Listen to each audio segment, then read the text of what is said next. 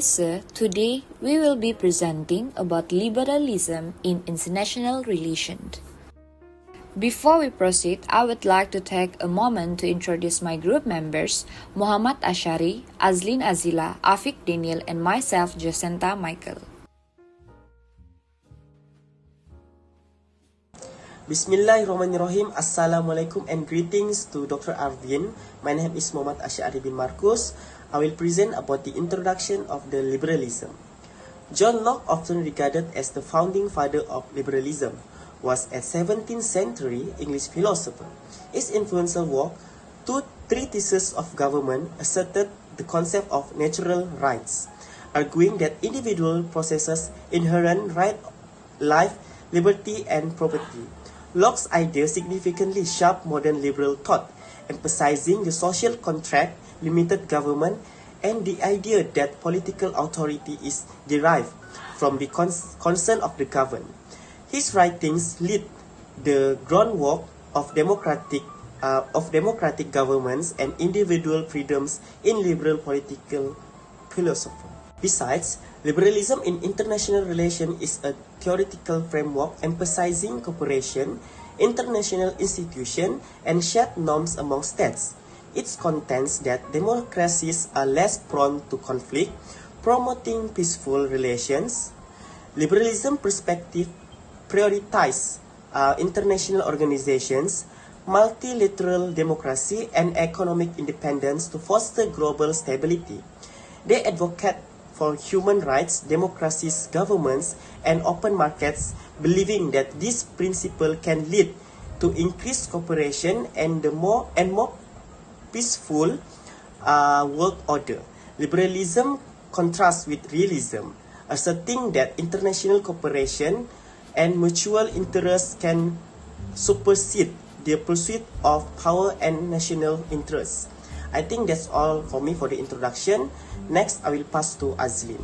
Thank you, Asyari. Assalamualaikum warahmatullahi wabarakatuh to Dr. Arvin. My name is AZILAH binti OSMAN, and I will explain to you 4 main points related to liberalism in international relations. The first main point is related to human rights, equality, and democracy. Human rights and equality will give a sense of democracy to its people. After World War II, the United Nations General Assembly adopted the Universal Declaration of Human Rights on 10 December 1948 to promote world peace and preserve individual fundamental liberties. When discussing human rights, it's closely related to the term equality.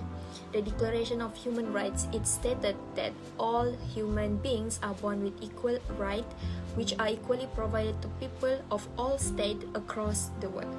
The United Nations also outlined several rights, freedom, or equality that must be possessed by all people, for instance, freedom from slavery and torture, freedom to express an opinion, right to work and education, and right to live and liberty. Over the time, there are so many new sentiments evolve.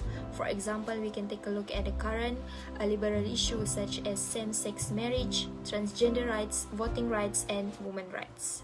In liberalism, war is a natural condition, which means cooperation is the main fundamental of liberalism. According to Immanuel Kant, cooperation is based on reciprocity principle, where the state could develop the organization and rules to facilitate cooperation. We can take a look at the establishment of several and international federations today, which are the United Nations, World Trade Organization, and European Union. The purpose of the international institution is to monitor and enforce rules to administer countries and give a sense of equality in governance in the international arena. In addition, according to Immanuel Kant, peace depends on the international character of government, which means the republic with legislative branches are in power to make a check and balance. The next one is anarchist system. Anarchist system defined as the absence of central authority, and it's closely related to the cooperation among states under one international organization. In liberalism, states are responsible for protecting or pursuing their self-interest or the state interest. To pursue or protect the interests of the state in liberalism, they can learn to use the institution to its mutual gains and reduce possibility for cheating or taking advantage of another state. The last one, Liberalism for economic relation is using the free market system, which means the non-interference of the government. The government will not interfering in any economic decision. For instance, like the price is decided by the business industry itself. When this happens, it offers more option to the customer to choose which product they want to buy at the best price. It helps to increase the customer purchasing power and ensure the economy to keep on running. In liberal theory, for the economic aspect, trade seems to promote peace because trade increases wealth and link with cooperation with other states in economic industry in the international arena. It enhances the global well-being and help to avoid conflict because there's no political sentiment in any process involving economic industry for international relations. I think that's all for my part. Now let's move on to the next presenter, AFIQ Daniel. Thank you. Bismillah and Assalamualaikum to Dr. Arvin and all my fellow friends. My name is AFIQ Daniel bin Ahmad RAUD, and today I'm going to present on the analysis on the theory of liberalism, which consists of 4 main points, which are: the first one is human right, equality and freedom. The second one is war is not a natural condition. The third one is regarding the anarchy system, and the fourth is the free market system. Now let's take a look on the human right, equality and freedom. Liberalism emphasizes protections of human rights and humans' equality as its foundational principles. Respecting human rights allows mutual respect, which fosters mutual environment in an individual context and also in global international context. Equality, on the other hand, promotes the concept of everyone should be treated equally.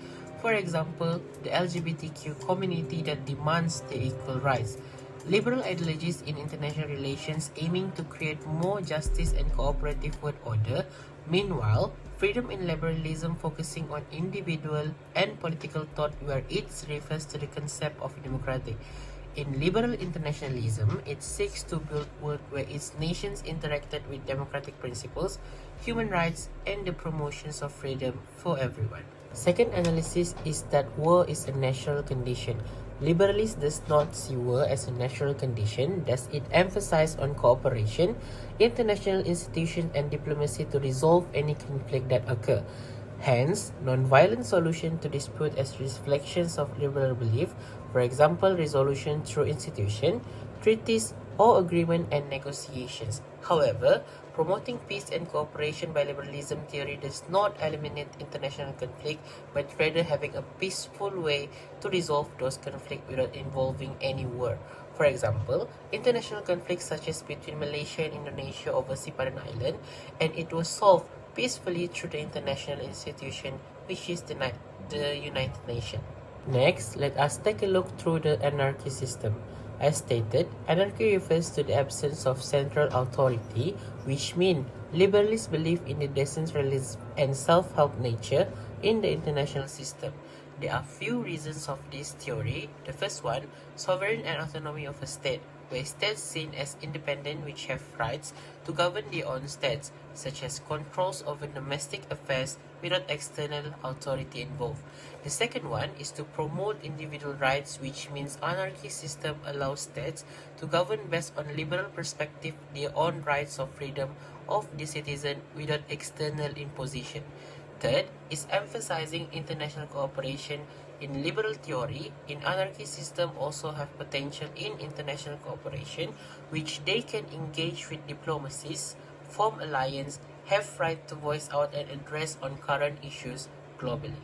Last but not least, the free market system. Free market system influence international relations under the liberal economic thought under several key points. First, individual liberty and autonomy. Liberalism promotes freedom and autonomy, which in the context of economy, individuals should have freedom nor liberty to engage with anyone, to pursue any economic opportunities and also to gain benefits from their own labor system. It includes freedom in economic involvement in international arena.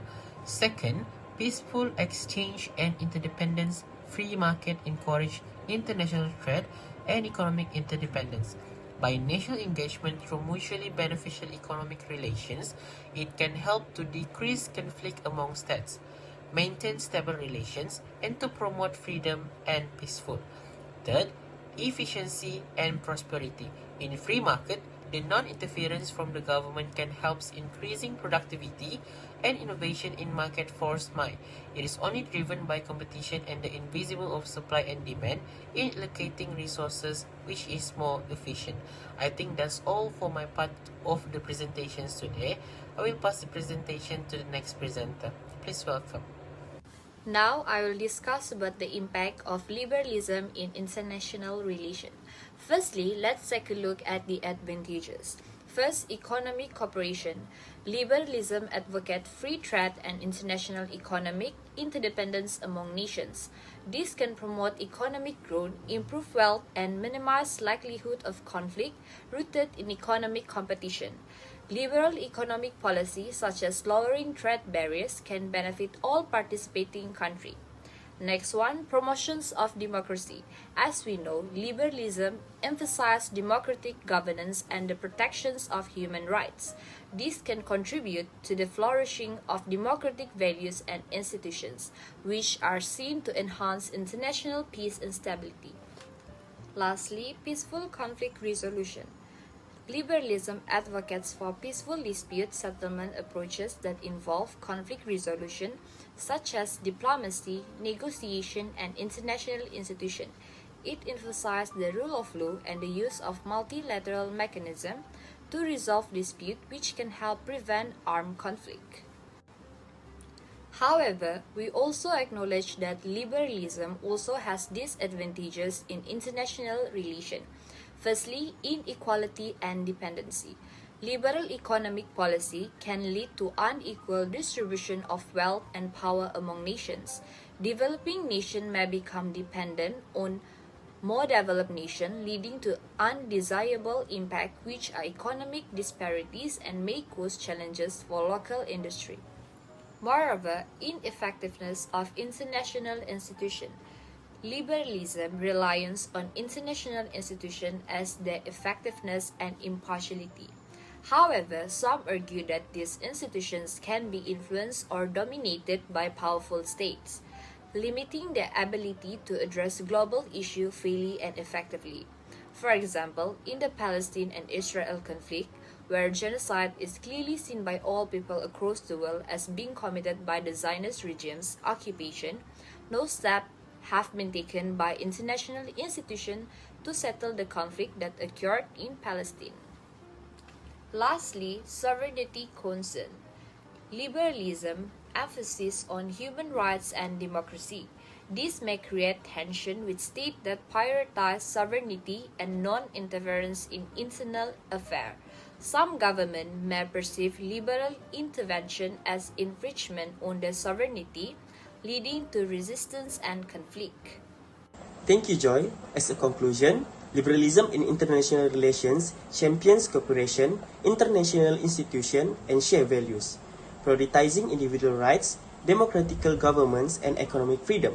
Liberalism offers a more optimistic perspective on global dynamics. It advocates for peaceful conflict resolution, emphasizing diplomacy over force. However, critics argue that it may oversimplify complexity and encounter challenges in face of real politics. While liberalism contributes to a more inclusive and cooperative world order, its effectiveness hinges on navigating the complexities of states' instructions and balancing idealism with pragmatic considerations. I think that's all for me. Thank you.